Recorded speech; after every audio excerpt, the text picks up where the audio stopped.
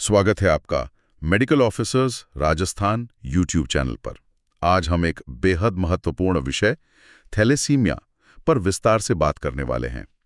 हमारा फोकस रहेगा इसके दो मुख्य प्रकारों पर, अल्फा और बीटा थैलेसीमिया, और ये कैसे अलग हैं। नमस्कार।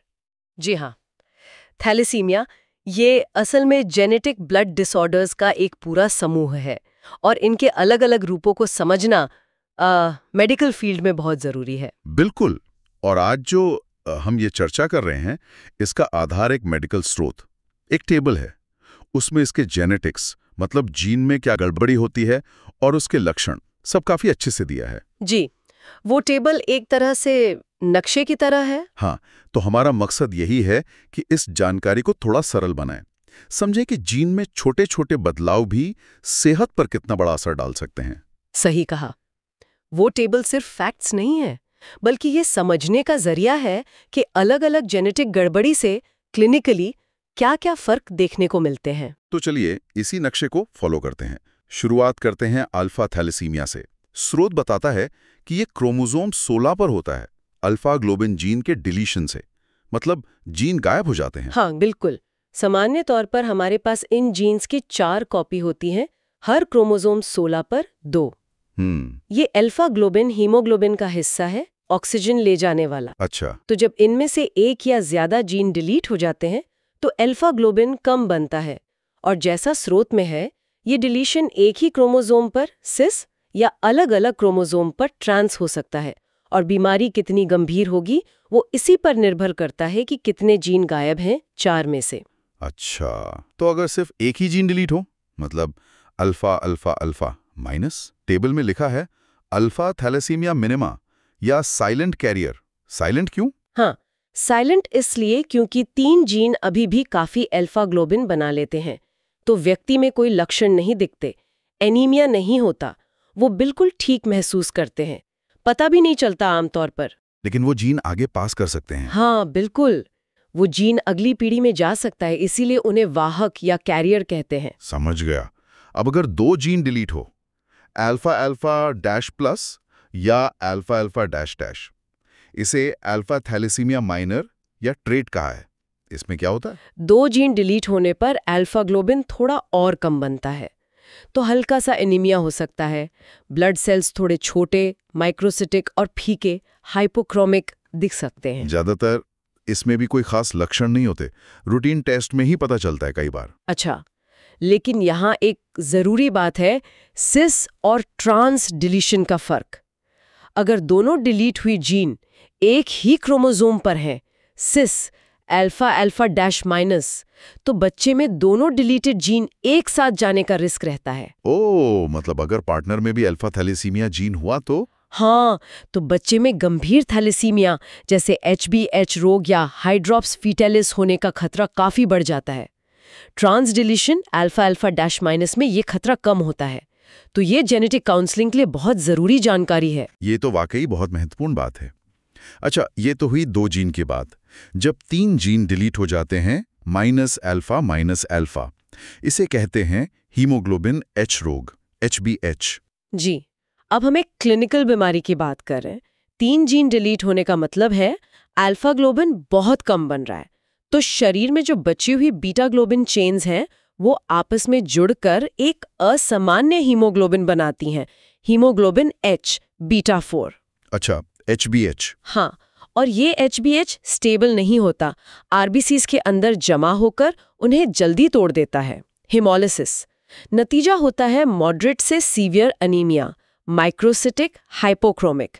मरीजों में थकान, पीलिया, लिवर स्प्लीन का बढ़ना, HSM, ये सब लक्षण दिखते हैं। कभी कभी ब्लड ट्रांसफ्यूजन की जरूरत भी पड़ती है। और सबसे गंभीर स्थिति जब चारों अल्फा ग्लोबिन जीन डिलीट हो जाए, minus minus minus minus. Table में इसे हीमोग्लोबिन बार्ट्स रोग लिखा है। ये अल्फा थैलेसीमिया का सबसे विनाशकारी रूप है। इसमें अल्फा ग्लोब्युलिन बिल्कुल नहीं बनता।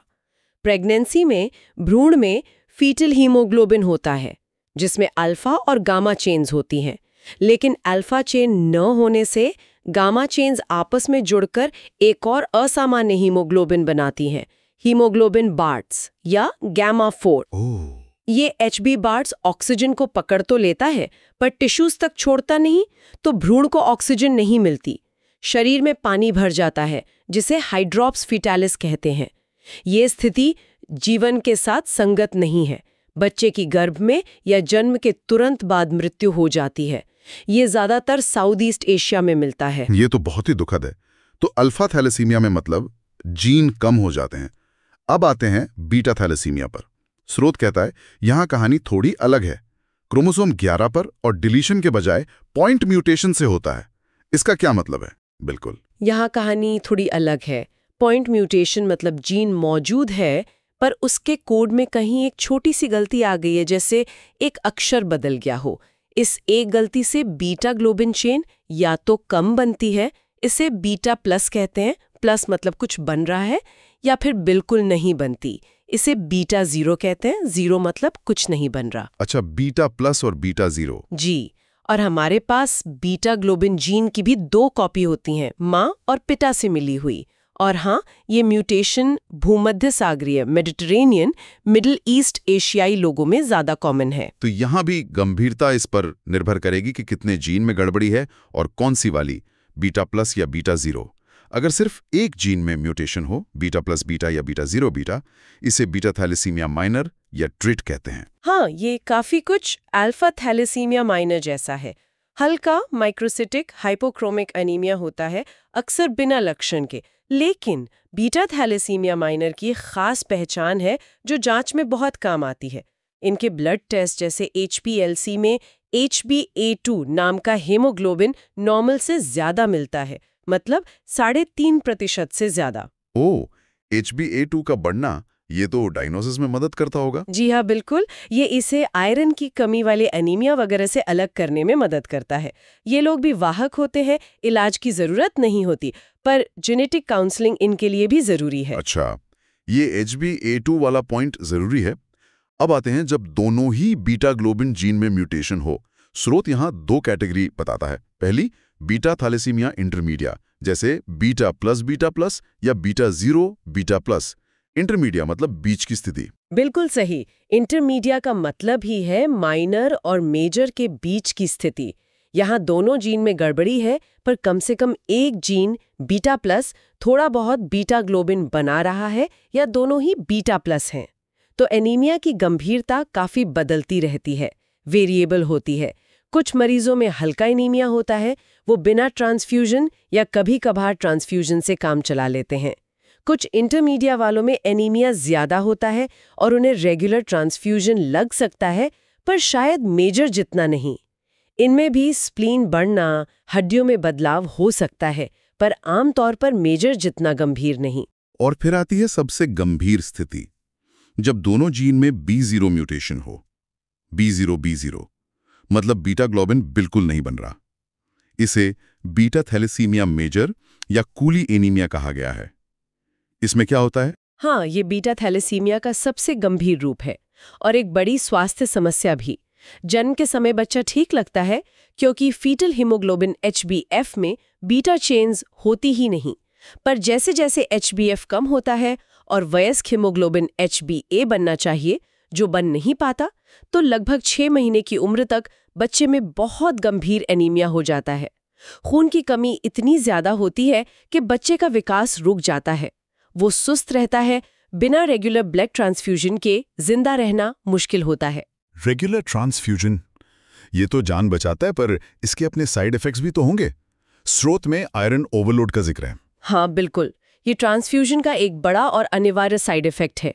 हर बार खून चढ़ाने से शरीर में आयरन आता है, लेकिन शरीर इस फालतू आयरन को बाहर नहीं निकाल पाता।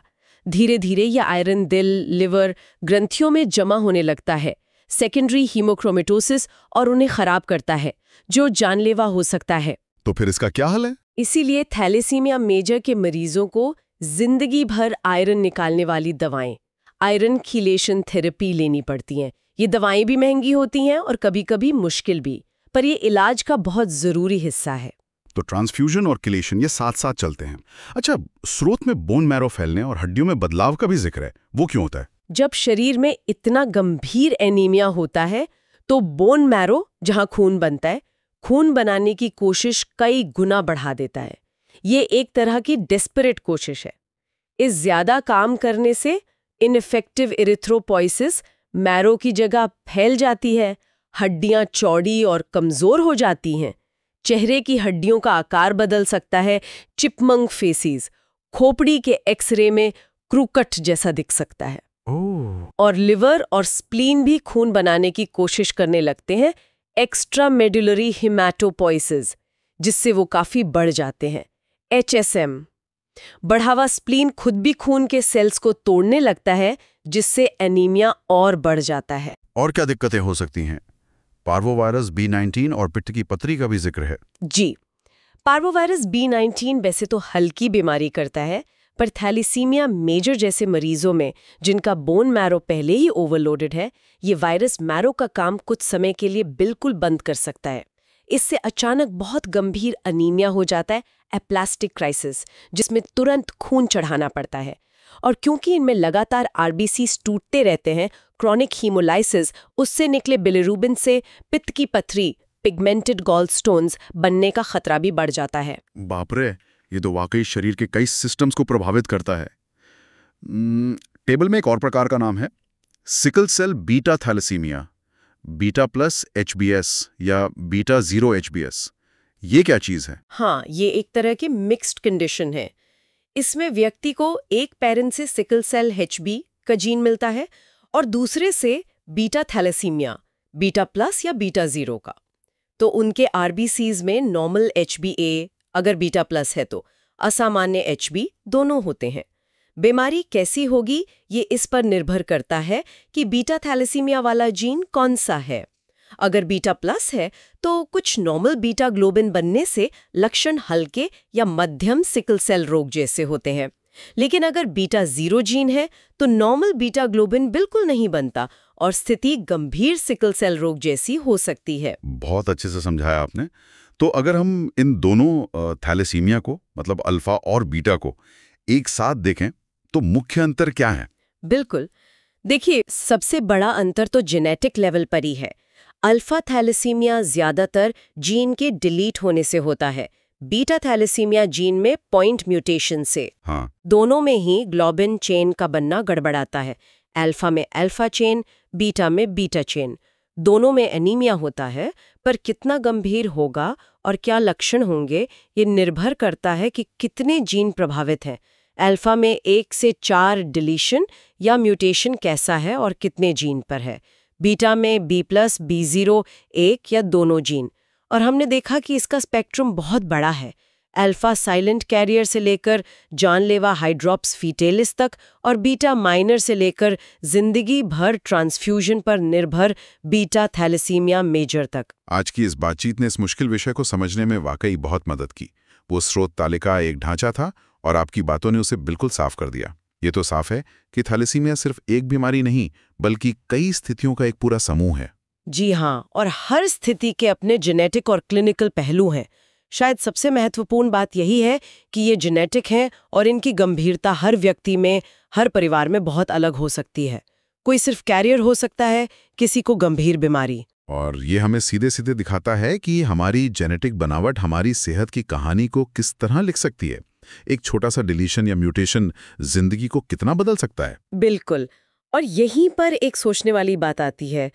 इन स्थितियों को देखते हुए जहां कैरियर होना काफ़ी आम है और गंभीर बीमारी का खतरा भी है, तो समाज में और हमारे मेडिकल सिस्टम में जेनेटिक टेस्टिंग और जेनेटिक काउंसलिंग की क्या भूमिका होनी चाहिए, कितनी होनी चाहिए? हाँ, ये तो बहुत बड़ा सवाल है। क्या हम इनका सही इस्तेमाल करके न सिर्फ बीमारी को बेहतर मैनेज कर सकते हैं, बल्कि परिवारों को सही जानकारी देकर उन्हें फैसले लेने में मदद कर सकते हैं और उन पर जो इमोशनल और फाइनेंशियल बोझ पड़ता है उसे कम कर सकते हैं?